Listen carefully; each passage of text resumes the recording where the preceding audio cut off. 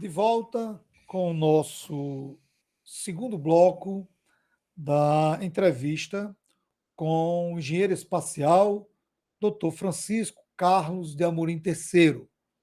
E o nosso programa é sobre corrida espacial, programa espacial da Alemanha nazista, a Guerra Fria e o programa espacial brasileiro. Neste segundo bloco, eu vou começar a perguntar ao terceiro: o desenvolvimento tecnológico dos soviéticos e dos norte-americanos teria sido fruto do programa da Alemanha nazista? Foi uma apropriação do espólio de guerra? Podemos afirmar assim? Oi, Lemuel. Então, sim, sim, ele foi, na verdade, foi um espólio de guerra, né? Mas ele aconteceu de maneiras diferentes, né? Quando houve, quando a Alemanha estava caindo, né? O grupo do Von Braun, eles se reuniram, Werner von Braun, que a gente falou no bloco anterior, eles se reuniram e decidiram e foram decidir para quem eles iriam se entregar, né? Eles sabiam do valor deles, o valor deles. Depois de algumas decisões, eles decidiram se entregar aos americanos, tá? A Alemanha, quer dizer, onde ficava a base deles em Peenemünde, ficou sob domínio soviético, né, quando houve a divisão da Alemanha. Então eles fizeram uma operação, foram a Berlim, né, juntaram os principais cientistas e engenheiros do programa da V2, que hoje comumente a gente conhece como V2, né? E, e eles se entregaram aos americanos. E aí é o que tem uma operação que a gente conhece como operação. Conhece, não, é o nome da operação, né? A operação chamada Paperclip, né? Foi uma operação americana de recrutamento, tá? Não sei se recrutamento seria a palavra melhor, mas vamos dizer assim, de absorção, tá?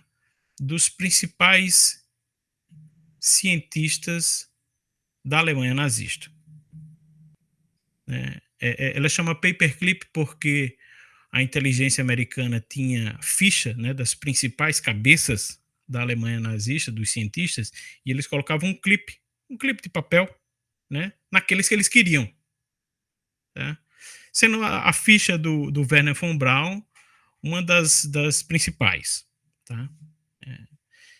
Então, houve uma operação de levada dele para os Estados Unidos. Todos esses cientistas eles eram interrogados e depois, se os americanos decidissem, eles iriam, quer dizer, se eles decidissem colaborar com os interesses americanos, né, eles seriam dados, eu não sei cidadania, mas assim, com certeza no futuro depois eles viraram cidadãos americanos, né?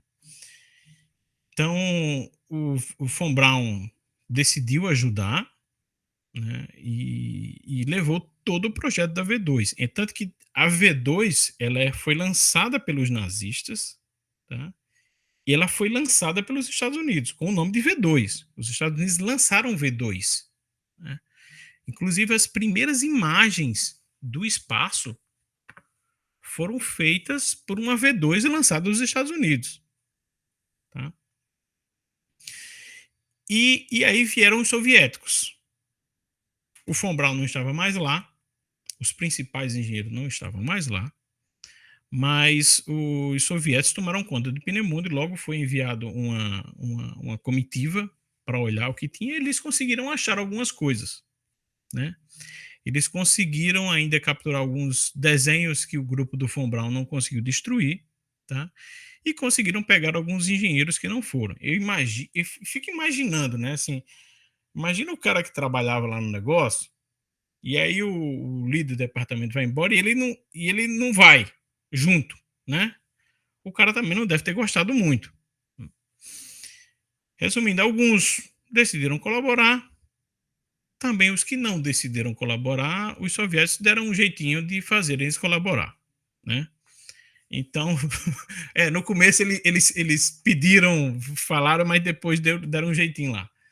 Então, é muito engraçado porque, assim, toda a corrida espacial, mesmo que depois, assim, a gente entenda ela como ela começou depois, ela surgiu do mesmo grupo, né? Ela surgiu do grupo do Von Braun.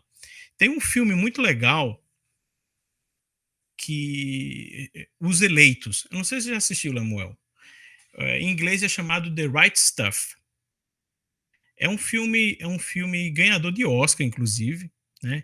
Que ele conta um pouco ele conta o início da NASA, né? Tem muito ator, o elenco é excelente, né? Tem muito ator que você vê lá novinho que hoje os caras já estão mais gastos. E E lá tem uma cena muito engraçada, que era um pouquinho da corrida espacial. E tem um alemão, né, falando com um senador lá, e os caras lançaram o Sputnik no espaço, né? E o senador tá lá preocupado porque os alemães estão. O que é que eles fizeram nesse. Né, eles estão com um negócio no espaço. Será que esse satélite tem alguma arma, alguma coisa assim? E eles são preocupados se eles vão conseguir conquistar, né?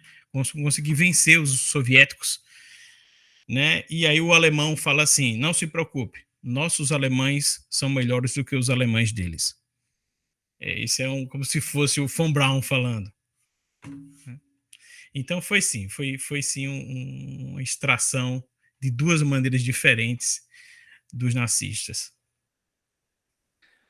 Terceiro, corrida espacial, corrida armamentista no contexto da Guerra Fria. Essas duas definições, elas se completam? Sem dúvida, com certeza. Essas duas definições elas andam totalmente juntas, né?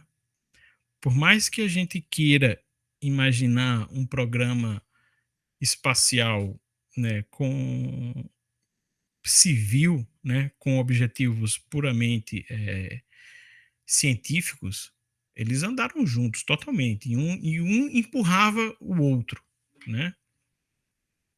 Acho que é interessante a gente falar sobre nessa área um pouco sobre um pouco sobre a bomba, né? O, o programa da bomba ele iniciou. Aí a gente voltar um pouquinho no tempo, né? Ainda estamos na guerra, tá? Os cientistas estavam preocupados se Hitler estaria construindo a bomba. Nessa época, o principal cientista alemão, físico, acho que era físico, era o Heisenberg, né? O Heisenberg, ele, ele seria o candidato principal para construir uma bomba dos nazistas. Só que parece, tá? Não tenho a fundo, que o Heisenberg ele conseguiu convencer os nazistas. Ele disse: ó, ninguém sabe se dá para fazer uma bomba, tá? Mas eu sei que dá para fazer energia nuclear. Então, assim, vocês escolhem. Ou a gente gasta dinheiro para fazer tentar fazer uma bomba que eu não sei se vai dar certo, tá? Ou a gente vai naquilo que é certo, que é produzir energia que a gente precisa, tá? Enquanto isso, a comunidade científica estava preocupada se os nazistas realmente conseguiriam construir uma bomba atômica. Isso já era uma teoria, já tinha, né? Desculpa, Hitler. O Einstein já tinha né, feito a equação famosa dele, né, que energia é igual a massa vezes velocidade da luz ao quadrado. E já estava aí a o campo teórico já estava avançando nesse assunto e já se falava de construir uma bomba, né? Eu acho que eram cientistas italianos que estavam muito preocupados se Hitler iria, né, estava avançando a construção da bomba. E eles tentaram alertar com algumas informações que ele tinha, né, os americanos. Os americanos não deram bola para esses caras, né? E eles foram atrás de alguém que pudesse realmente chamar a atenção da presidência americana. E aí eles falaram com Einstein, né? Einstein tinha o background, ele é de família judia, né? Ele já era consciente não sei se na extensão, né? Mas ele sabia da perseguição de judeus. E eles convenceram Einstein a escrever uma carta para Roosevelt, o presidente americano na época, né? Falando do perigo dos americanos, dos nazistas construírem uma bomba atômica. E foi esta carta de Einstein que chamou a atenção de Roosevelt e iniciou o projeto Manhattan. O projeto Manhattan, para quem já não sabe, foi um projeto que foi um projeto da construção da bomba atômica, né? Da pesquisa e construção da bomba atômica. Juntaram os principais cientistas do país. O projeto Manhattan foi de 39, né? E veja só, 6 anos depois ele já tinha uma bomba, né? Fazendo aqui, o programa hoje não é sobre bomba atômica, né? Então, assim, mas é um período curtíssimo. Hoje, eu trabalhei em alguns projetos, assim, você dizer que vai construir um negócio com uma tecnologia tão disruptiva, né, em 6 anos, é uma coisa inimaginável, né? Então, assim, eles fizeram o primeiro teste, né, em 45. Isso, a guerra estava rolando ainda, né? No finalzinho da guerra, mas a guerra estava rolando. E aí então eles ameaçaram os japoneses que eles iriam usar a bomba no Japão, os americanos. O grupo que fez a bomba, né? O pai da bomba, a gente considera que é Oppenheimer. Desculpa, Oppenheimer. Então ele é o pai da bomba. O grupo tinha consciência moral, assim, pelo menos o Oppenheimer tinha, né, do que eles estavam fazendo. Mas, assim, eles imaginavam, isso tem até vídeo dele falando, né, que, assim, que a bomba realmente não seria usada, né? Eles fariam testes, tá? Mas que ela não seria realmente usada em combate. Então houve uma ameaça dos americanos contra os japoneses, dizendo: olha, se vocês não se renderem, a gente vai usar a bomba. A gente tem uma arma nova aqui e a gente vai usar. E os americanos tinham 2 bombas, viu? Tinham 2. Eles só tinham 2, não é que eles usaram, eles só tinham 2. 2 designs, 2 protótipos diferentes. E eles disseram para os japoneses: se vocês não se renderem, nós vamos destruir uma cidade a cada 2 dias. E aí, os japoneses não se renderam. Eles usaram a primeira bomba, né, em Hiroshima. As bombas tinham um nome, né? A primeira era Little Boy, menino, e a outra era Fat Man. Porque eles eram dois protótipos diferentes, eles não sabiam exatamente qual era o melhor, tá? Então, a Little Boy tinha 15 quilotons, né? Quiloton é uma medida para você imaginar. Imagine 1 tonelada de TNT, de dinamite. Tá? Vamos abreviar. 1 tonelada de dinamite. 15 quilotons são 15 mil toneladas. Esse era o poder de destruição da bomba. Os japoneses olharam para aquilo dali, ficaram claramente, o mundo ficou todo assustado, mas eles não acreditavam que os caras fossem seguir. E o Japão, tudo indica que ele estava decidido a lutar e morrer até o último homem, né? Eles não se renderam. 2 dias depois, foi 2? 3 dias depois, lançaram a Fat Boy, que era uma bomba ainda maior, né? Tinha 21 quilotons, 21 mil toneladas, e tinha o poder de destruição de 21 mil toneladas de explosivo, de TNT. E aí, depois dessa, o Japão se rendeu. Aí, logo depois, o Hitler se rendeu, né? É aí que a gente vê a famosa citação do Oppenheimer, né, quando ele cita a, o Bhagavad Gita, né, a epopeia, mito geracional dos indianos, né, que ele diz: então eu me tornei a morte, destruidor de mundos, né? Ele pegou pesado, né, assim, ele se sentiu, né? Mas a decisão moral ali, isso é uma coisa que vale a pena discutir depois e pensar. Não é assim, a gente não pode, não é também aprovando a questão da decisão da bomba, mas era uma decisão muito difícil. Não era uma decisão fácil. Usar a bomba teve o seu preço. Não usar a bomba também teria um preço. Tá? E ele não seria barato. Então, assim, era uma decisão muito difícil. Né? Então, assim, aí começou uma corrida armamentista. Os Estados Unidos tinham a bomba, logo os soviéticos tinham que ter a bomba. Os soviéticos construíram a bomba. Tá? 4 anos depois, os soviéticos já tinham uma bomba. Tá? Fizeram o primeiro teste com 22 quilotons. Aí, isso começou uma disparada. Mas se os soviéticos têm uma de 22, eu tenho que ter uma, os Estados Unidos, eu tenho que ter uma maior do que a deles. Né? E aí eles usaram não mais uma bomba de fissão nuclear. Fissão é quando você separa, né? Você quebra.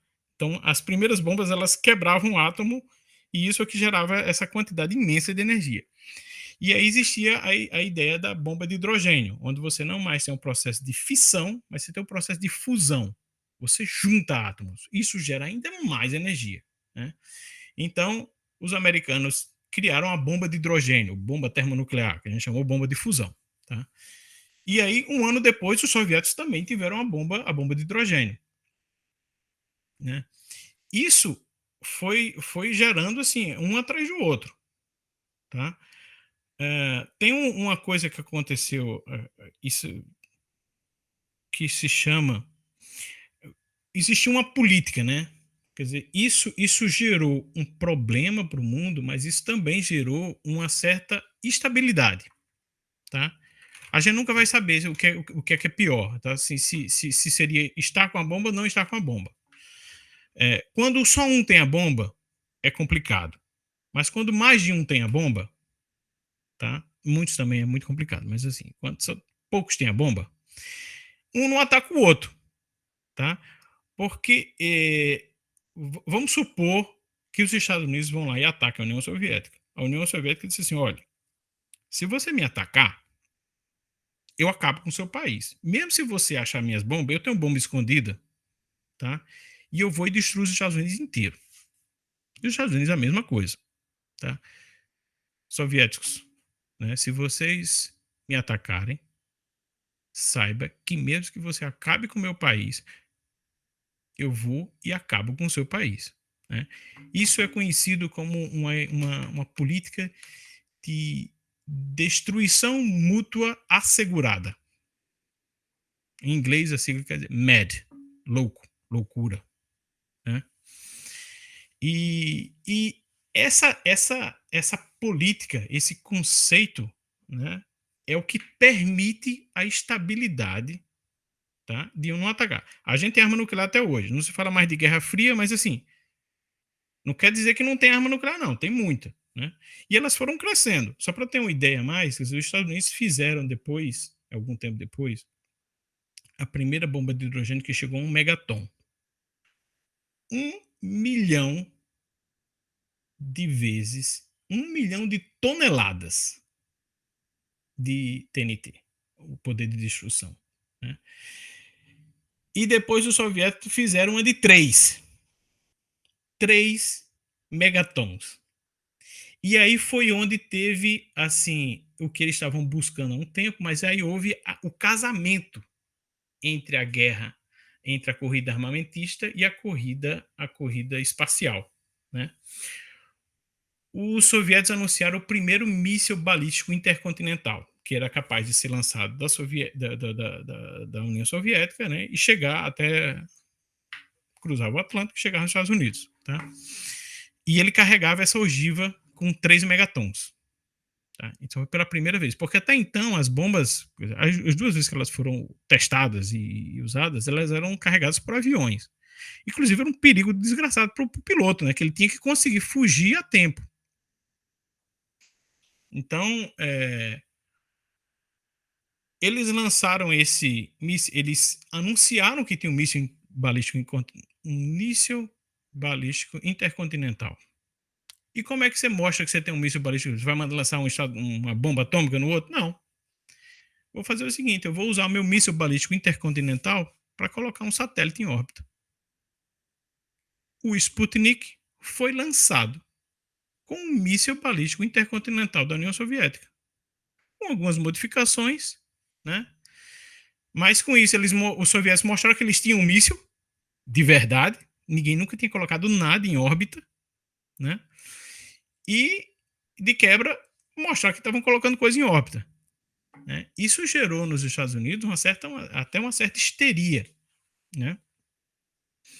E esse fato realmente iniciou a corrida espacial, porque os americanos perceberam que, assim, eles precisavam dominar o espaço. Você não sabe o que tem nesse satélite. Imagine que você tá ali na década de 50, não tem internet como hoje, não tem informação como hoje. Os caras disseram que tem um míssil capaz de lançar uma ogiva de 3 megatoneladas, de capacidade de destruição de 3 milhões de toneladas de explosivo.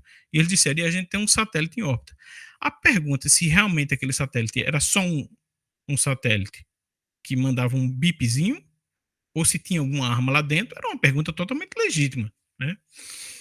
Então, logo os americanos, um ano depois, construíram o seu míssil balístico intercontinental. Isso tudo é a mesma, quer dizer, isso tudo é derivado do V2, tá? Aquele míssil que a gente viu lá, tá? E assim, foi uma evolução que acontecia, se aquele ritmo tivesse seguido hoje, a gente estaria nem sei onde. O americano viu, preciso dominar o espaço, né? E aí teve o Sputnik, logo teve o primeiro satélite americano, o Explorer 1, né? Aí a Rússia, em 61, primeiro homem no espaço, com o famoso voo do Yuri Gagarin, que por pouco ele não foi o segundo. Quer dizer, os americanos já estavam lá para lançar, só que o von Braun ele não aceitou lançar o Shepard, né, no estágio que tinha, ele precisava fazer mais testes. Tá? E os soviéticos mandaram o Yuri Gagarin. Então, o Yuri Gagarin foi uma diferença, deixa eu ver aqui, foi uma diferença de um mês. Os americanos estavam lá, então realmente era uma corrida. Era um negócio que estava acontecendo mês a mês. Né? E os americanos perderam o primeiro satélite, né? Os americanos perderam o primeiro homem no espaço. O Yuri Gagarin fez a órbita completa. E o Shepard, ele fez um voo suborbital. Suborbital, quer dizer, ele chegou no espaço, mas ele não conseguiu dar nenhuma volta completa na Terra. Ele caiu de novo, né? E enquanto isso acontecia também a corrida armamentista, tá? A União Soviética fez a Tsar Bomb, que foi o maior dispositivo explosivo já disparado na história conhecida. Né? Não sei se tem em algum outro canto aí, em outro planeta, mas assim, aqui na Terra foi a maior coisa. Só para a gente ter uma ideia, né? Você pega todos os explosivos detonados na Segunda Guerra Mundial, incluindo a bomba de Hiroshima e Nagasaki, todos, né? Que davam um total de 3 megatons. E aí você multiplica por 16 vezes isso. É uma explosão de 50 milhões de toneladas de explosivo. Nunca mais depois disso foi disparada uma bomba tão grande. Né? E talvez nunca mais seja disparado, se Deus quiser, nunca mais será disparado. Mas esse é o tamanho de destruição que a gente é capaz de construir. Né? Foi tudo isso que a gente discutiu até agora, né? Foi o que despertou nos Estados Unidos realmente assim, a vontade ou a necessidade de conquistar o espaço. E aí vem aquele discurso famoso do Kennedy que a gente falou no começo. Né? Foi logo depois de todos esses acontecimentos. E o que eles fizeram foi muito esperto. Eles estavam perdendo a corrida. Né? Eles estavam tanto a corrida espacial como a corrida, os americanos estavam perdendo tanto a espacial como a armamentista. Né? E o que ele fez, ele disse o seguinte: olha, sabe isso que a gente está correndo aqui agora? O objetivo não está aqui. O objetivo está lá na Lua. Ele jogou para o futuro o objetivo. E ele disse: nós vamos chegar na Lua. E quem chegar na Lua primeiro ganha. Foi uma estratégia muito esperta, mas ele empurrou. Foi isso que ele fez. Ele empurrou para o futuro o que seria o real objetivo da corrida espacial. Tá? Quem quiser ver uma coisa muito curiosa também, assim, uma dica de filme, tem um filme do Stanley Kubrick, o Dr. Strangelove. Né? Acho que, não sei se foi no Brasil, ficou Doutor Estranho. Né? Tem um subtítulo: Como eu aprendi a deixar de me preocupar e amar a bomba. Né? É um filme, é uma comédia de Kubrick, um filme preto e branco, é um filme muito bom. Inclusive tem um cientista no filme que ele ele é um cientista nazista, um cientista alemão que ele tem um passado nazista, né? Que ele tem um lado dele de vez em quando ele tá lá na sala de guerra com os americanos, de vez em quando a mão dele faz Heil Hitler, né? Assim, é só uma mão dele que é Hitler, ele vai puxa a mão e tenta esconder o lado nazista dele. Dizem que esse cara também é inspirado no Von Braun, né? Só pra gente ter ideia, né? E o Kubrick disse que não era, mas deve ter sido sim. Olha, essa sua exposição aí me deixou tenso, cansado e com medo, mais ainda de uma guerra, viu, TC? Mais uma brilhante explicação. E vamos para a próxima pergunta, a última pergunta desse bloco. Essa eu acredito que seja mais suave, viu? Porque eu nunca vi tanta tonelada de explosivo na minha. Vamos lançar um foguete aí com um monte de bandeira branca para ver se alivia a tensão.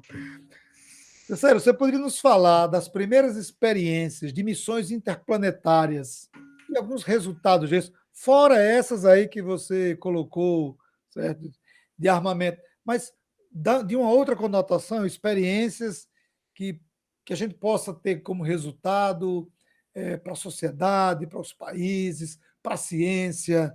Poderia fazer essa exposição, amigo? Sim, sim. Acho que o que marca assim, da nossa história realmente foi o programa Apollo, né, que levou o homem a um outro astro do nosso sistema solar. A gente envia sondas, a gente manda sonda para Marte, a gente mandou sonda para Vênus, né? Mas é diferente quando o homem vai lá, né? Até pelo desafio técnico que é realizar isso, né? Para chegar nisso, a gente fala da missão Apollo, né? Eu vou falar do lado americano, tá? Então, foram 3 programas para conseguir chegar no Homem na Lua, né? Primeiro foi o programa Mercury, que foi isso que ele lançou o Alan Shepard no espaço. Depois teve o programa Gemini, que foi um programa para conseguir desenvolver as capacidades necessárias para mandar o homem para a Lua. Era uma espaçonave, era Gemini porque ela tinha dois assentos. Né? Os caras ficavam lá no espaço, eles precisavam entender como se comportava no espaço. Né? Então os caras ficavam lá sentados, imagine um carro. Que carro a gente tem que tem só 2 assentos? Um carro esporte aí da vida, tá? Tinha 2 assentos, o cara ficava lá 1, 2 semanas, eu não me lembro agora exatamente quanto era, né? Mas fazendo atividades, né? E também para aprender a acoplar uma nave na outra no espaço. Isso era um desafio. A gente chama de rendezvous, né? A palavra francesa para encontro. E aí depois veio o famoso programa Apollo, né? O Apollo que tinha o Saturno 5, que foi o foguete que levou o homem até a Lua, né? O programa Apollo, Hoje a gente fala muito assim, tem até umas teorias da conspiração, né, que fala que o homem não foi à Lua e tal. E essa sua pergunta, Lemuel, né, assim, o que é que isso trouxe pra gente? Né? Quais os resultados? Essa, para mim, ela é a melhor maneira de responder a essas teorias da conspiração, entendeu? Então existem muitas coisas. Você pode pegar cada um. A bandeira balançou, não era para ter balançado. O astronauta era para ver as estrelas, não era para ver as estrelas nas fotos. Tem umas coisas assim, né? Mas assim, uma coisa: quem duvida tem o seu direito de duvidar, né? Eu acho que a gente tem que tentar salvar a intenção de quem duvida, tá? É saudável. O perigoso é quando você não se curva diante da verdade ou diante de um argumento que você é aquilo, entendeu? Então, assim, eu nem espero que as pessoas que discutem esse assunto, né, que eles realmente tenham o conhecimento necessário para chegar às conclusões sobre o que realmente aconteceu ali. Aquilo que aconteceu na década de 60 foi um negócio realmente louco, assim. Eu acho que dizer que os americanos, ou que a humanidade não estava preparada, né, ou que ela colocou o carro na frente dos bois, é uma simplificação. Aquilo ali foi uma loucura que os caras fizeram, né? Mas aquilo nos trouxe muitos resultados. E tem uma certa um pensamento, uma tecnologia de verificação, se puder chamar assim, um pouco antiga, né? Teve uma pessoa muito importante, né, que pisou aqui na Terra um tempo atrás, e ele falou uma coisa que eu acho que ajuda a gente nesse aspecto. Ele falou: pelos frutos conhecereis. Né? Então, se a gente pegar esse pensamento, para quem não sabe de quem é a frase, né? A frase é do nosso Senhor Jesus Cristo. Então, é, é só você olhar os frutos. Pelos frutos você sabe, né? Se você olhar, por exemplo, hoje a gente usa aqui um celular, né? Tem um celular aqui na minha mão. Isso tem um circuito integrado. A gente está conversando aqui por câmeras digitais. Né? Primeira vez que um circuito integrado foi usado foi no computador de bordo da missão Apollo. Até então, os computadores ocupavam salas, era feito com transistores. Tá? E o computador de missão da Apollo ele foi conseguido colocar numa caixa de 1 pé cúbico. Né? Então, assim, aquilo para a época foi um avanço gigantesco. Assim, é o primeiro dispositivo a usar circuito integrado. Outras coisas, como por exemplo, o monitor cardíaco que a gente tem hoje. O protótipo do que era um aparelho para melhorar a audição dos astronautas, que foi o que deu origem depois ao implante coclear, para quem é surdo. Né? Sensor CMOS, que é usado nessas câmeras aqui, ó. Essa câmera aqui, ó. O sensor digital que é usado ali, o CMOS, é um resultado do programa Apollo. Né? Tem algumas coisas mais simples, um tênis. Tênis também é uma coisa do programa Apollo. Né? Então, assim, os resultados são realmente inúmeros. Tá? Esses são resultados diretos. Depois do que a gente tem, quer dizer, com todo o desenvolvimento do programa espacial depois disso, né, como a gente falou lá no começo, de monitoramento da Amazônia, de, de telecomunicações, isso tudo vem depois, né? Mas também é resultado do programa Apollo. Né? Fico imaginando o que seria complicado, né, de, de, de falsificar, né, os prédios, os empregos das pessoas que trabalharam no programa, né, os documentos. Até hoje a gente usa a lei de Murphy. A gente fala aqui brincando, né, a lei de Murphy é um resultado do programa Apollo.